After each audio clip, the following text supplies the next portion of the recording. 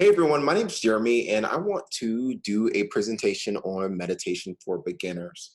I have a lot of friends and coworkers who say meditation is not something that anybody can do. It's something that you have to be a monk in some remote place where you've been practicing it for years with no distraction.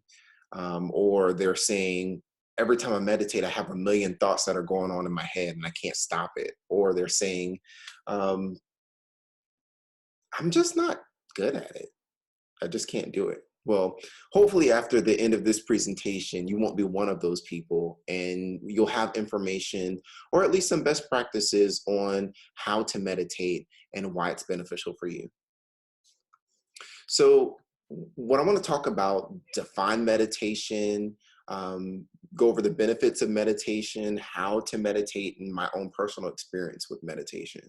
I'll try not to make this video super long, but it's a topic that I'm really passionate about, so I may go off on a tangent. Just a quick Google search on meditation. It's defined as to think deeply or focus one's mind for a period of time in silence or with the aid of chanting for religious or spiritual purposes or as a method of relaxation. In my own words, it's really just a mental safe space for you to be brutally honest with yourself. But in that statement alone, it shows you my intention of meditation. I go into meditation to change behaviors and to be the best person that I can possibly be. And really, everybody should look to define meditation based on what your needs are and what you feel it should be. This picture suggests that meditation is something people see as sitting in a certain spot with your palms open, your eyes closed. You can't think about anything. You have to be still. You have to be rigid. You have to be structured. When in actuality, you really don't. Meditation is really what you make of it, right? One of the things that I always used to see that my grandmother would do before she passed was she would always sit on the porch and sit in a rocking chair. Being in the South, porches are everything.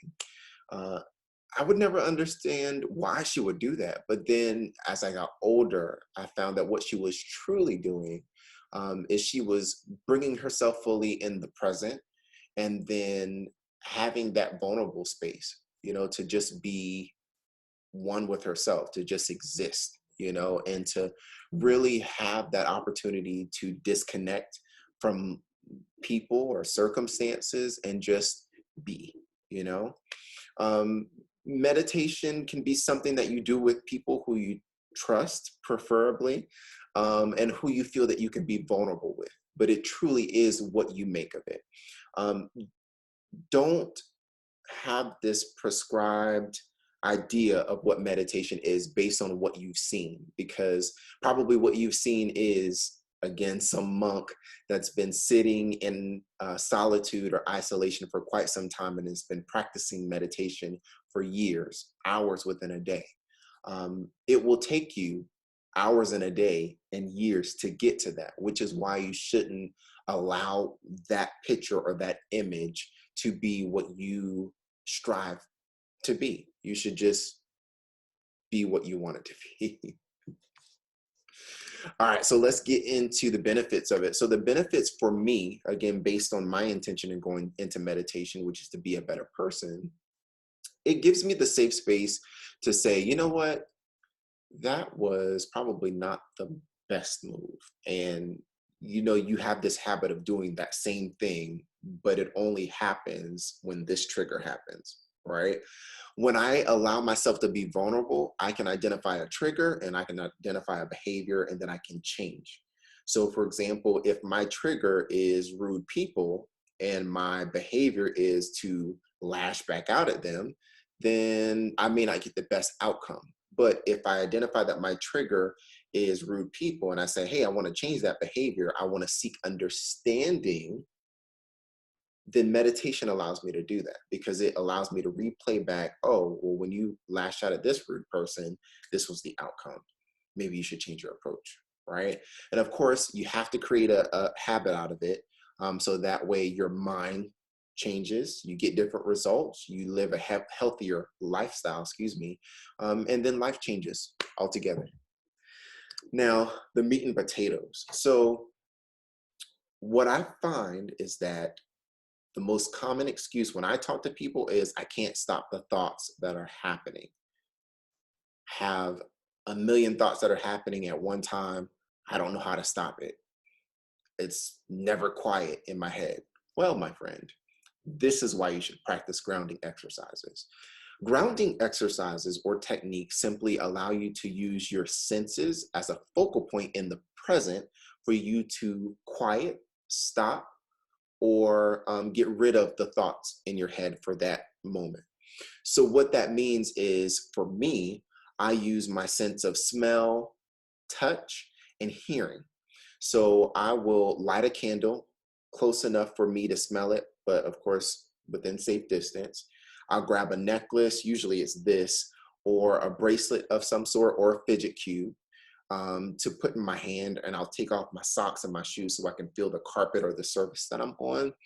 And then I will find a YouTube video of like streaming water, and I'll close my eyes, and then I'll smell the candle, I'll feel the bracelet, I'll feel the surface that I'm standing or sitting on, and then I'll listen to the music. And before you know it, those thoughts start to disappear. Why? Because you have your senses as the present focus.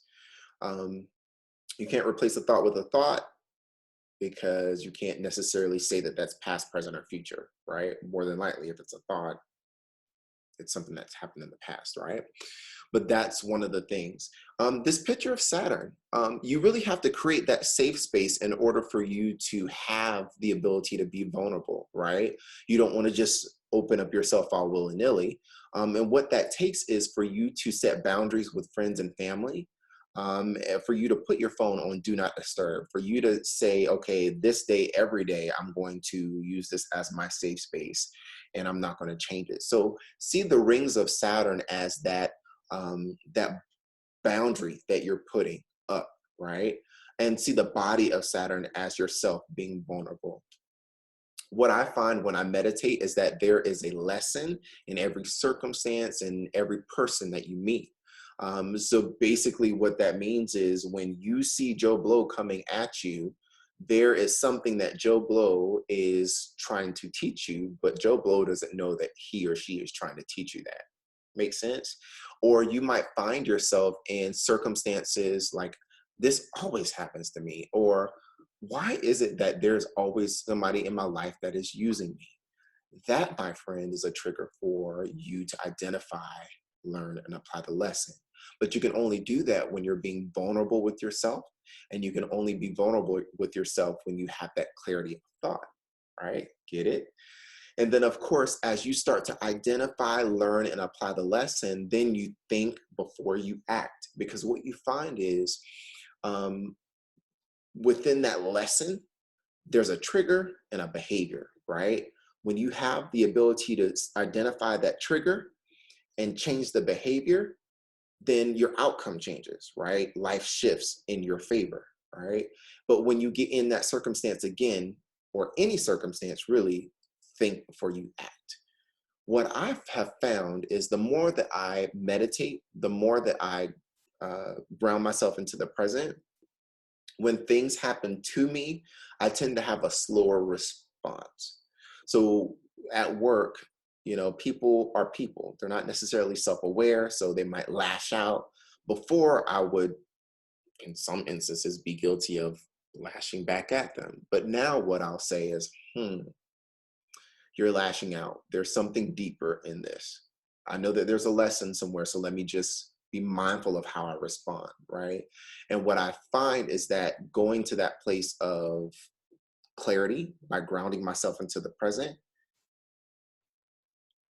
I find that what they're saying has maybe some fact in it, but I can take out the emotion that's tied to it so that I can really get to whatever it is I need, right? Hope that makes sense to you. My personal experience with meditation. First of all, let me start off by saying that this meme is exactly what I witnessed as a spiritual awakening. Man, it was not easy. So first, let me set the stage and give context. Um, I went through a series of life changing events that I did not take the time to unpack, and all of them came crashing down on me at one time. The last event was my aunt passed unexpectedly. And for someone whose nuclear family is 5 people or less, um, that's a huge impact. You know, a part of my foundation was ripped from under me. So, yeah, I pretty much almost had a nervous breakdown.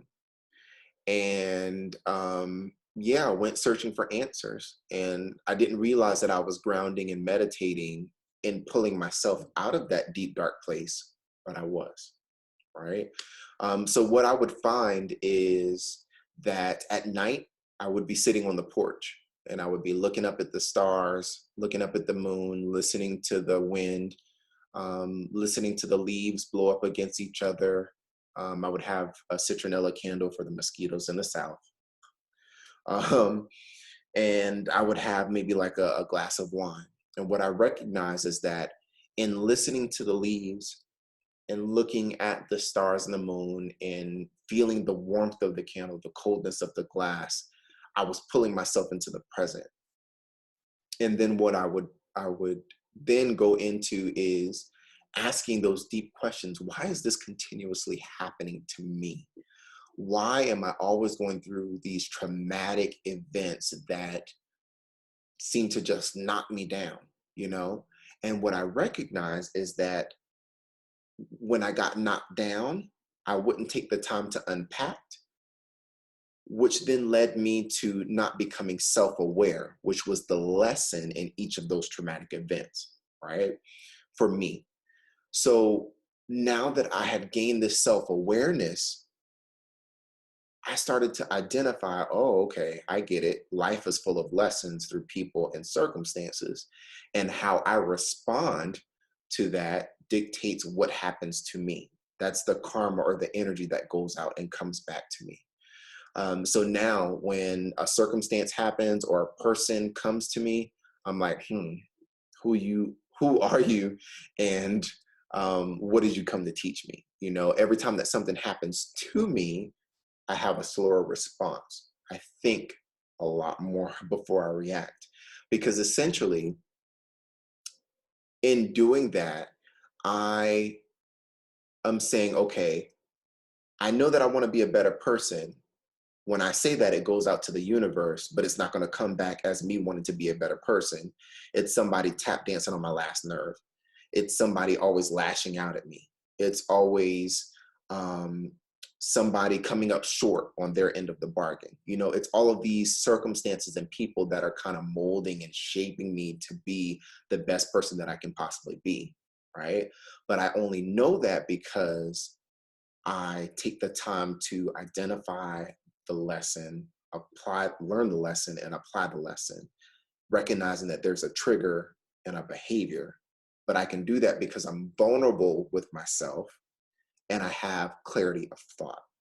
I hope that all of those things kind of add up because that's truly the formula. Meditation, again, is simply being able to focus really heavily on something. But you can only do that when you don't have that internal noise, right? So if I had to recap everything, I would say it's truly allowing yourself to be clear in thought by pulling yourself into the present. When you pull yourself into the present by using your senses, then that internal noise stops, right? You have that clarity. And then you can say, okay, I want to go into meditation with the intention of figuring out what my life purpose is or what these circumstances that I'm in is trying to teach me. And then you can be vulnerable and say, you know what? This is what's happening. This is the trigger. And this is what I'm intended to learn out of it. You learn, apply, learn, apply, learn, apply, learn, apply until you can't do it anymore, right? And life is full of lessons. So you'll be doing it until the day that you die. One call out is that you cannot meditate one time and think that it solves all of your problems. No, no, no, no, no. You have to be in constant meditation, which is why it's really important for you to learn grounding techniques so that way you can get what you need out of each situation, right? So even if it's just for a couple of minutes, it doesn't have to be for a long, extended period amount of time. You just have to truly dedicate the time for you to do what you got to do. The more that you make it a behavior, it'll become a habit, right? We didn't walk on this earth knowing how to, or we didn't come into the world, excuse me, knowing how to walk. We had to practice it, practice it, practice it, right? And then what you'll find is that, or at least in my experience, is your meditation is an every moment thing. You know, you are constantly self-aware and looking beyond what it is on the surface. I hope that this helps you, and I look forward to reading some of your comments. You know, I'm going to go ahead and speak that this is going to help so many people. I feel that it is going to open a lot of people's eyes, and I feel that it's going to change a lot of people's eyes, not for my benefit, but for the benefit of the people that watch this. So if you know of someone that is saying that they can't meditate, or they're trying, or it's impossible, share this video with them if you think it's been of help. Have a great one.